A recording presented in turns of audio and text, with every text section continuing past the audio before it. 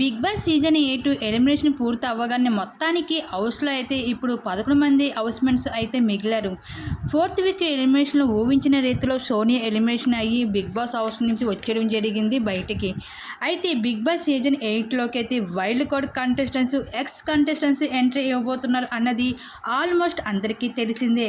అయితే సీజన్ 7 నుండి ఏకంగా ముగ్గురు ఎక్స్ కంటెస్టెంట్స్ ఈ సీజన్ 8లోకి వైల్డ్ కార్డ్ ఎంట్రీ అయితే ఇస్తున్నారు. నైని, పావని, టేస్టీ తేజ, గౌతమ్ కృష్ణ, ఇంకా ఆ తర్వాత హరితేజ, యాంకర్ రవి, అవినాష్, రోహిణి, వితిక వీళ్ళందరూ కూడా వైల్డ్ కార్డ్ ఎంట్రీ ఇవ్వడానికి కన్ఫర్మ్ అయ్యారు బిగ్ బాస్ సీజన్ 8లోకి. అంతేకాకుండా వీళ్ళందరికీ ఈ సీజన్లో మరో మినీ గ్రాండ్ లంచ్ అక్టోబర్ 5న అయితే బిగ్ బాస్ స్టేజ్ మీద అయితే నాగార్జున గారి ముందు అయితే పెర్ఫార్మెన్స్ అయితే చేయబోతున్నారు చాలా గ్రాండ్గాన.